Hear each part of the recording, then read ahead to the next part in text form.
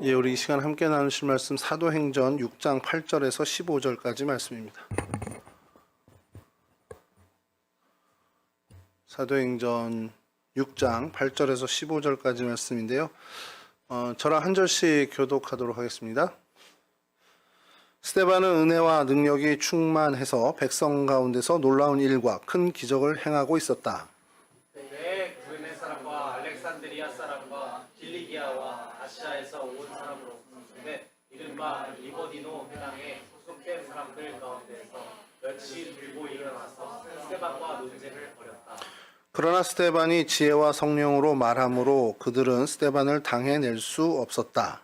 그러므로 그들은 사람들을 선동하여 스데반이 모세와 하나님을 모독하는 말을 하는 것을 우리가 들었습니다라고 말하게 하였다. 그리고 백성과 장로들과 율법학자들을 부추기고 스데반에게 몰려가 그를 붙잡아서 공회로 끌고 왔다. 그리고 거짓 주인들을 세워서 이렇게 말하게 하였다. 이 사람은 쉴 새 없이 거룩한 것과 율법을 거슬러 말을 합니다.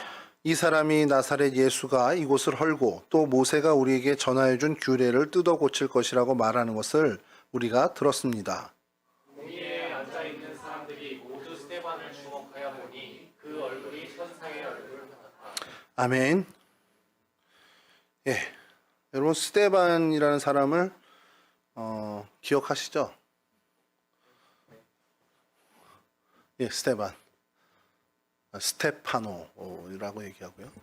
그 방송실 들어보셨죠? 그 옆에 앉은 분?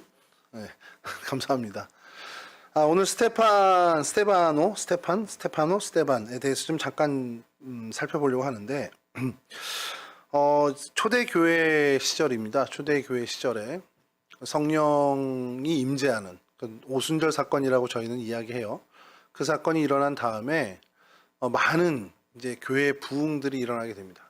그러니까 이게 얼만큼 걷잡을 수 없이 부흥의 역사가 일어나는지 유대교, 기성 종교였던 유대교에서 이거를 도무지 이렇게 무시하지 못할 정도로 이게 큰 세력화라기보다 좀 엄청난 일들이 일어났습니다. 오늘 본문에서 일어난 것처럼 특출난 몇 명만이 아니라 스데반과 같은 사람들이 곳곳에서 일어나서 기사와 능력을 행사하는 겁니다.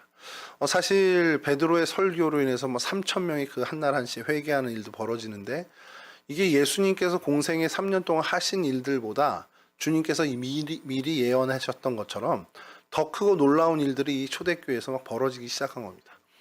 한국교회의 부흥을 경험했던 세대들은 사실 이게 이런 모습이었겠구나라는 감을 좀 갖고 있는 것이,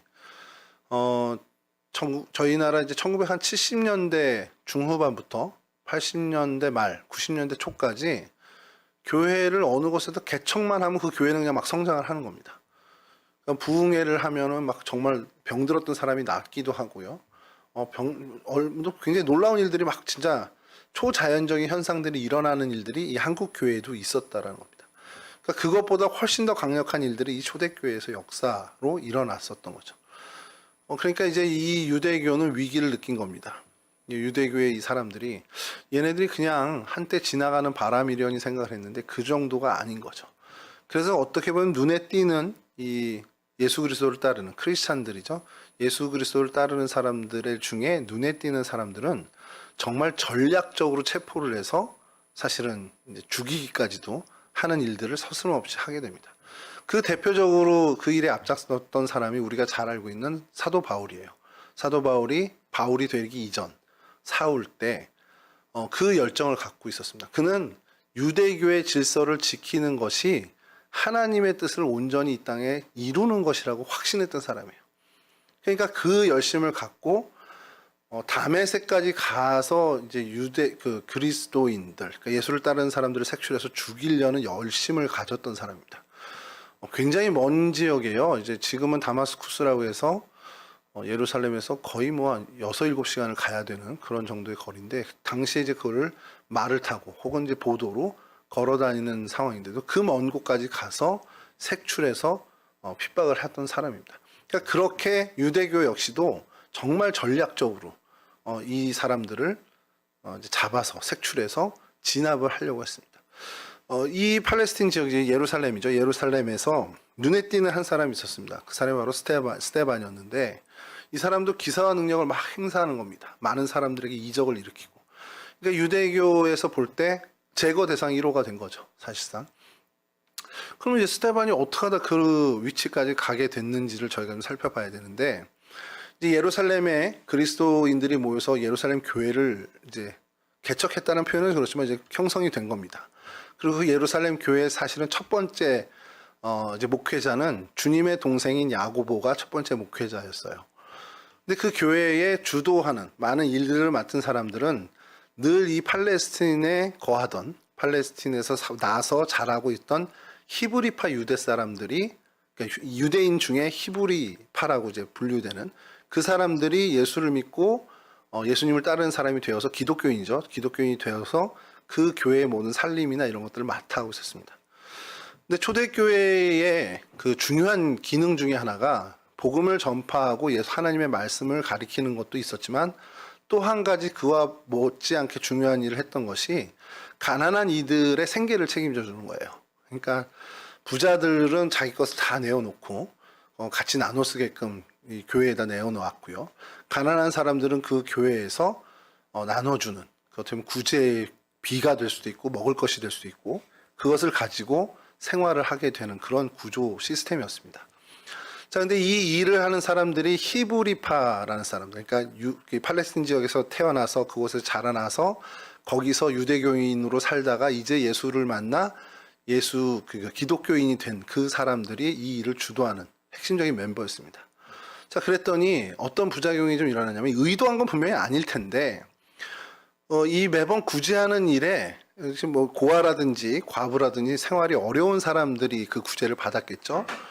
근데 히브리파와 같은 사람들, 그러니까 이 팔레스틴 지역에서 태어나서 이곳에서 자라서 이곳에서 살고 있는 이 사람들은 이 구제에서 빠지지 않고 계속 잘 타먹는 거죠. 쉽게 해서 저희 주민센터에서 이제 복지 혜택을 주는 것을 하나도 놓치림 없이 다 받는 거예요. 근데 누가 소외되느냐?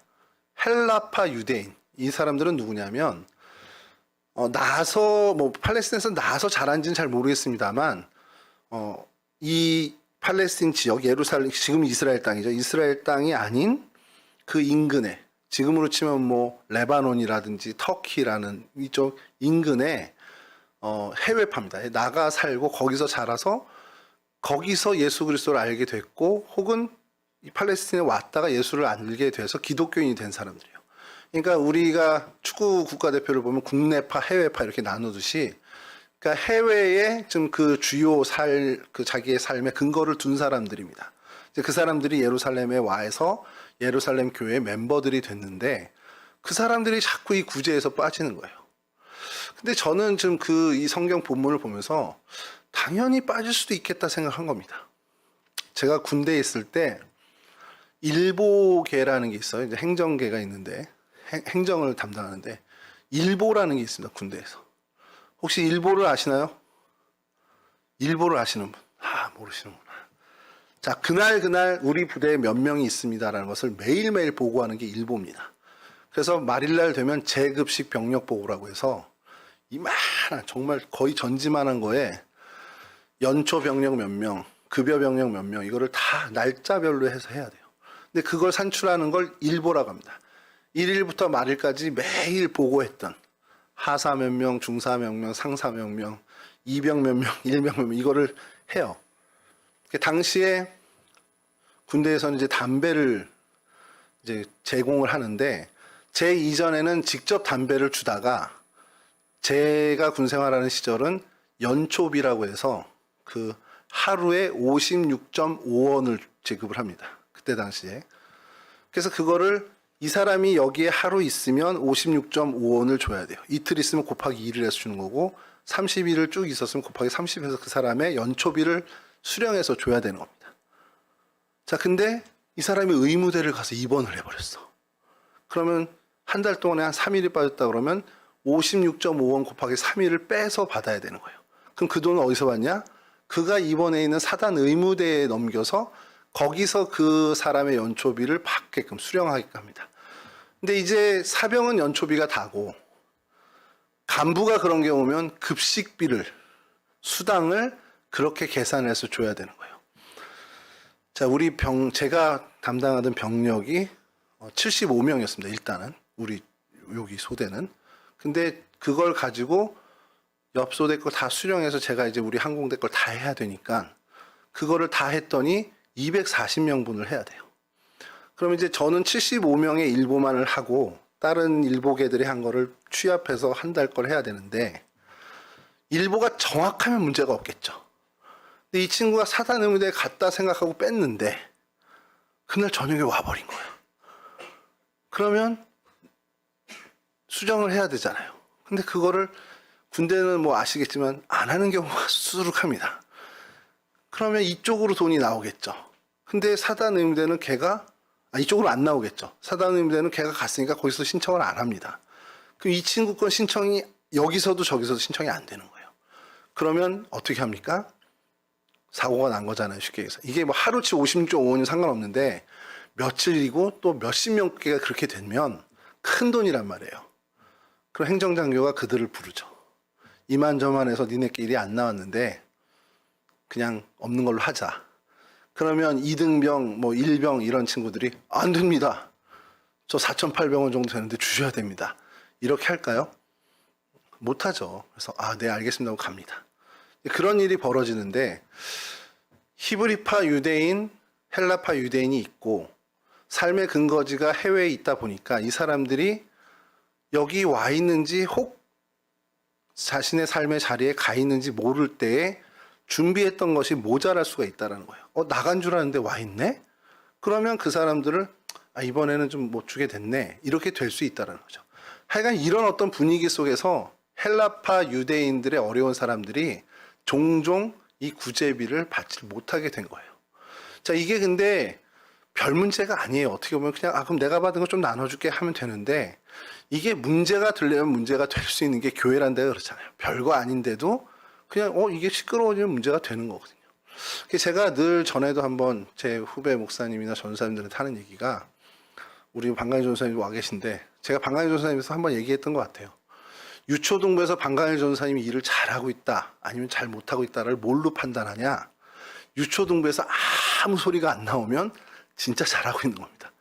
칭찬하는 소리가 막 과하게 나오든 별로 이런 어떤 비난의 소리가 조금 나오든 이거는 좋지 않은 거예요. 정말 아무 소리가 하나도 안 나오는 게 제일 베스트입니다.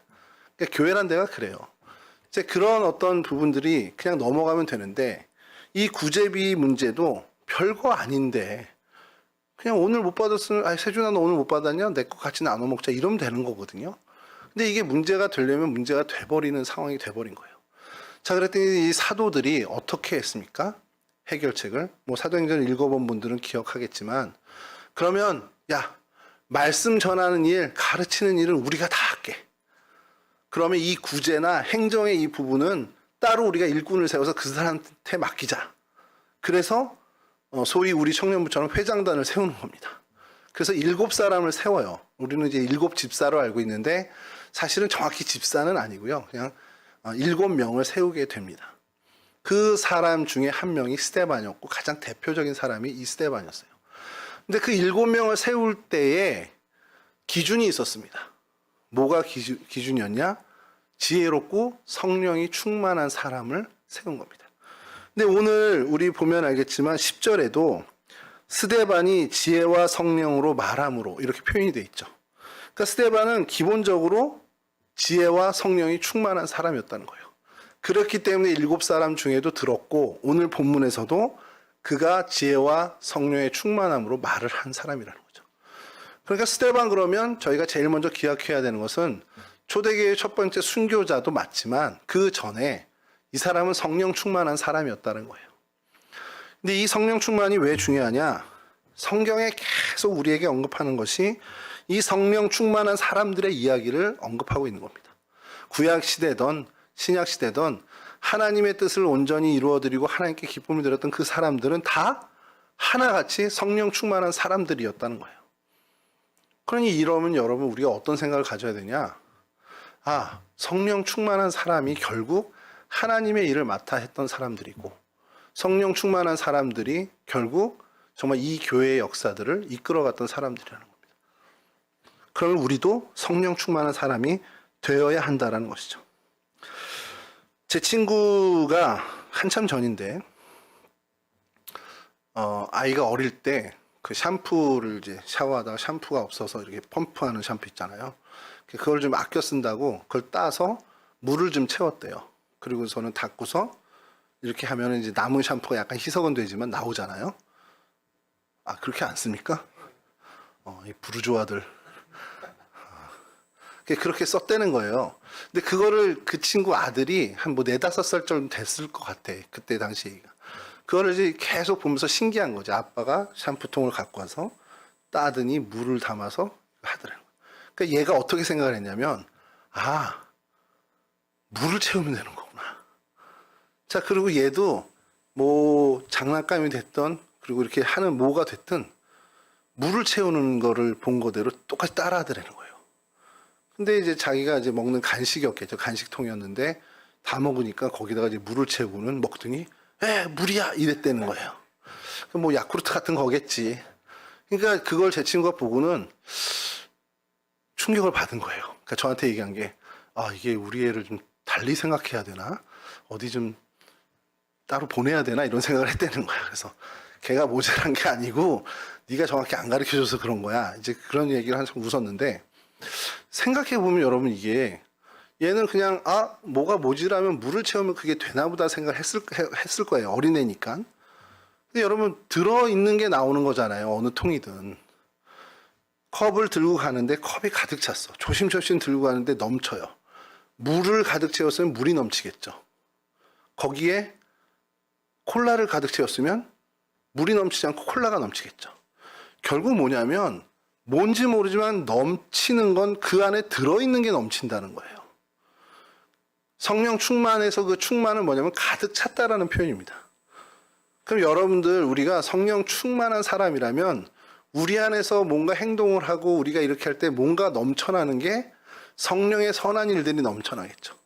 성령이 충만하면. 근데 우리의 삶에서 욕심쟁이처럼 보이고 배려 안 하는 사람처럼 보이고 이기적인 사람처럼 보인다면 그 사람 안에 가득 찬 건 그것들이라는 거예요. 욕심이 가득 찼기 때문에 욕심이 넘치는 거고, 그 사람의 뭐 소위 우리 표현으로 싸가지 없다면 싸가지 없는 게 그런 게 충만하기 때문에 그 행동들이 넘쳐나는 거예요.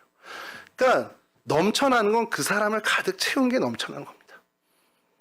가득 채우지 않은 없는 게 넘쳐나지 않는다는 거예요. 여러분 성령 충만하면 그 성령이 가득 찬 사람은 성령의 선한 열매가 됐든 은사가 됐든 그것이 넘쳐나는 삶을 살게 된다는 거죠. 그러니까 여러분 내 스스로 나를 점검해 볼 필요가 있는 거예요. 내가 짜증이 많아. 내 안에 짜증이 가득 찬 겁니다. 내가 불평불만을 많이 해. 내 안에 불평불만이 가득 찬 사람이라는 거예요. 근데 내가 선한 이야기를 하고 하나님을 찬양하는데 늘 그런다. 그럼 내 안에 선한 것들, 하나님을 찬양하는 마음이 가득 찬 거라는 겁니다. 그러니까 내 삶을 보면서 나를 점검할 수가 있다는 거죠.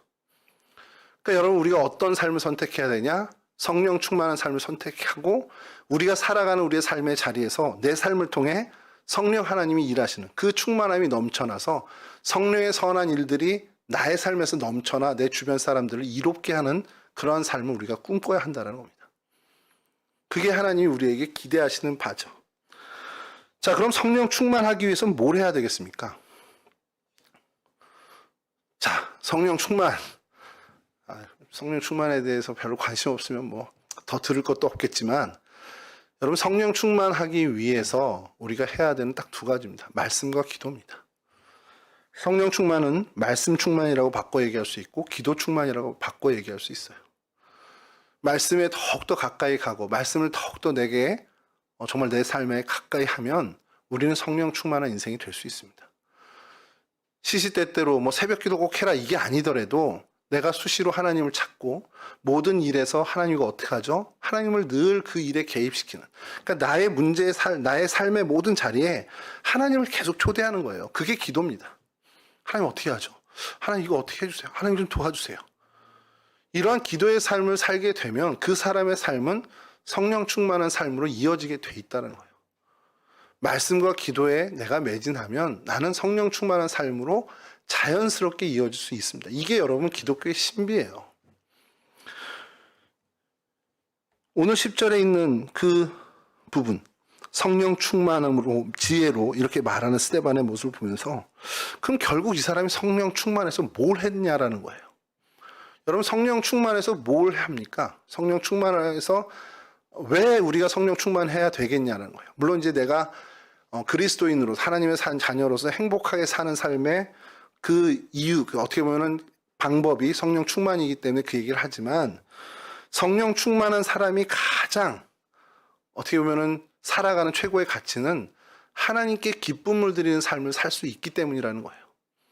난 하나님의 기쁨이 되기를 원해. 내가 정말 하나님께 기쁨을 드리는 삶을 살고 싶어. 그러면 그 방법은 성령 충만한 삶밖에 없다라는 겁니다. 그러니까 성령 충만한 사람이 되면 하나님의 기쁨을 위해서 살아가는 사람이 된다라는 거예요. 근데 하나님이 뭘 기뻐하십니까? 쉽게 생각해 보죠. 하나님 뭐 기뻐하세요? 예배하는 사람을 기뻐하고 또 쉽게 생각하십시오. 하나님이 사랑하는 걸 사랑하는 사람을 기뻐하십니다.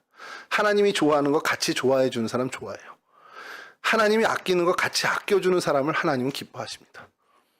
전에도 말씀을 늘 반복해서 하는 얘기지만 하나님이 최재혁 집사님을 너무 좋아해. 그러면 세준이도 하나님을 좋아하니까 하나님을 사랑하고 하나님께 기쁨이 되길 원하는 삶을 사니까 하나님이 최재혁 집사님을 너무 좋아하시네? 그럼 나도 같이 좋아해 주는 겁니다. 그럼 하나님이 세준이를 보고 기뻐하신다는 거예요. 여러분 이게 하나님께 기쁨을 드리는 삶이에요. 하나님이 예배하는 나를 너무 기뻐하셔. 그럼 예배하면 됩니다. 하나님이 기도하는 나를 기뻐하셔. 찬양하는 나를 기뻐하셔. 그럼 기도하고 찬양하면 돼요. 하나님이 아끼는 게 있어요. 나도 같이 아껴줍니다. 하나님이 이 세상 피조 세계를 아끼시잖아요. 당신이 창조하신 이 창조 세계를 엄청 아끼십니다. 그러니까 우리가 환경 보호하고 이 창조 질서의 세계를 보존하는데 힘을 쏟아야 되는 크리스찬이 돼야 되는 게 하나님이 아끼시는 거니 우리도 아껴야 되는 거예요. 그게 하나님께 기쁨을 드리는 겁니다. 그러니까 요즘 녹색 신학이라고 해서 그 창조 질서의 회복을 위해서 애쓰는 많은 목사님들도 있거든요. 그분들이 당연히 하나님의 기쁨을 위해서 하는 겁니다. 물론 후세를 위해서 지구 환경을 위해서 하는 거지만 사실 그 근본은 하나님께 기쁨을 드리는 거라는 거죠. 여러분들이 재활용 분리수거 잘하고 쓰레기 줄이는데 힘쓰고 탄소 배출을 줄이려고 애쓰는 거 당연히 우리가 이 멸망하는 지구를 방지하기 위해서 하는 것일 수도 있지만 사실 크리스찬이라면 마땅히 해야 되는 부분이라는 거예요. 왜냐하면 하나님이 아끼는 이 지구별 이걸 나도 아끼는 그런 모습이기 때문에 그렇다는 거죠. 근데 이 일을 할 수 있는 힘이 되는 원동력이 뭐냐? 성령 충만이라는 겁니다. 근데 이 성령 충만이 되면 하나님께 기쁨을 드리는 삶을 살지만 또 한 가지 유익한 게 우리에게 유익한 것이 오늘 성경 6절에 있는 것처럼 지혜로운 사람이 되더라는 겁니다. 지혜가 뭐죠?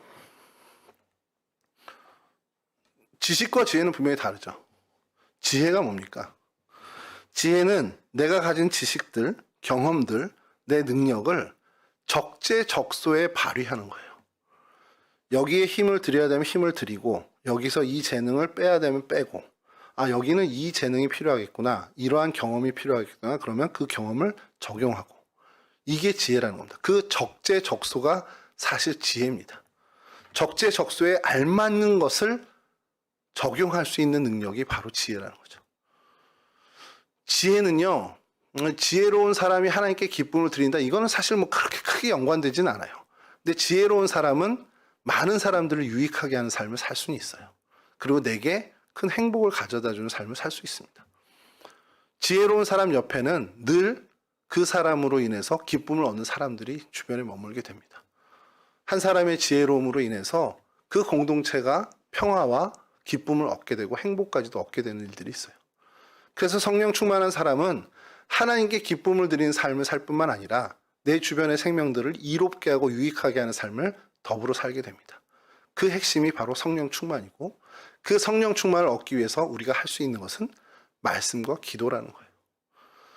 여러분의 청년 시절에 이 말씀에 대해서 그리고 기도의 삶에 대해서 좀 진지한 고민이 있고 진지하게 이것을 한번 여러분의 것으로 삼았으면 좋겠습니다. 여러분 젊음의 때에 할 거 많은 거 알아요. 뭐 토익 점수도 올려놔야 되고 뭐 여러 자격증도 생각해야 되고 또 뭐 학교 과제도 많고 또 직장을 다니는 청년들은 업무가 뭐 어마어마하잖아요. 그런데도 그 와중에 시간을 내고 어떻게든 삐짓고 들어가 그 자리에서 하나님의 말씀을 가까이 하고 하나님께 기도하는 시간을 확보하는 것이 여러분 청년 때에 굉장히 큰 여러분의 미래를 위해서 아니 현실과 미래를 위해서 여러분들에게 정말 유익한 어떻게 보면 가장 중요한 일 중에 하나라는 겁니다. 잠깐 돈벌이를 못 할 수 있어요. 그러니까 좀 남보다 덜 할 수 있습니다. 남보다 좀 덜 좋은 학교 갈 수 있고 남보다 덜 성적이 덜 나올 수도 있어요. 그런데 말씀과 기도로 인해서 지혜로운 사람이 되고 성령 충만한 사람이 된다면 여러분 그 인생은 오히려 다른 것으로 많은 것을 얻은 세상의 것을 많이 얻은 인생보다 훨씬 더 행복하고 복된 인생이 되더라는 겁니다. 여러분이 이와 같은 정말 하나님의 그 기쁨이 되고 많은 사람들에게 유익을 주는 인생이 되었으면 좋겠어요. 그리고 여러분 이 모든 것이요 사실은 예수님을 닮아가는 모습입니다. 예수님이 이 땅에 오셔서 하신 일, 뭐 십자가 사역, 구원, 뭐 이런 여러 가지 많잖아요. 뭐 제사장으로서, 왕으로서, 선지자로서 사역을 했다. 뭐 이거 다 합하면 뭐가 됩니까? 하나님이 원하시는 일을 해서 하나님께 기쁨이 된 그 사역을 하셨다는 겁니다. 하나님이 정말로 하나님이 바라셨던 게 있어요. 하나님이 인간을 창조하시고 아담 이후에 아담이 범죄한 이후에 하나님이 바라던 게 하나 있습니다. 인간의 회복이에요. 하나님과의 관계, 하나님과 다시 맺어지는. 그러니까 하나님의 사람으로 다시금 이 인류가 하나님의 백성으로 다시 오는 그거를 원하셨어요. 근데 죄 때문에 그게 안 돼. 그 문제를 해결하신 분이 바로 주님입니다. 하나님이 가장 원하는 것을 소위 한 방에 해결해 주신 분이 예수 그리스도예요. 그러니까 예수님은 뭐 때문에 이 땅에 오셨냐? 하나님의 기쁨 때문에 오신 거예요. 하나님께 기쁨을 드리고자 그 십자가를 짊어지신 겁니다. 그러니까 하나님께 기쁨을 드리는 삶은요, 바로 예수 그리스도를 닮아가는 삶입니다. 예수를 따르는 삶, 우리가 막 교회에서 많은 얘기들 하잖아요. 그리스도를 닮아가고 그리스도를 따르고 뭐 여러 표현들이 있는데 결국 그게 뭐냐? 하나님께 기쁨을 드리는 삶이었다는 거예요. 그러니까 하나님께 기쁨을 드리는 삶이야말로 예수 그리스도를 가장 닮아가는 삶이라는 겁니다. 여러분과 저희의 소망이 우리의 소망이 예수를 닮아가는 것, 즉 하나님께 기쁨을 드리는 삶을 사는 것, 이것이 되었으면 좋겠습니다. 그러기 위해 성령 충만은 필수입니다. 성령 충만한 사람이 되어야 예수를 닮아가고 하나님께 기쁨을 드리는 삶을 살 수 있습니다. 그럼 성령 충만하기 위해서 뭘 해야 되냐? 말씀과 기도 생활에 최선을 다해야 된다는 것이죠. 어떻게든 확보해야 한다는 것이죠. 바빠도 힘들어도 어려워도 이 말씀과 기도를 놓치지 않았으면 좋겠습니다. 이와 같은 정말 하나님을 위한 정말 하나님께 기쁨을 드리는 삶을 살기 위해 정말 최선을 다해 말씀과 기도에 전념하는 저와 여러분 우리 동성교회 청년부원 모두가 되실 수 있기를 주님의 이름으로 간절히 축원합니다.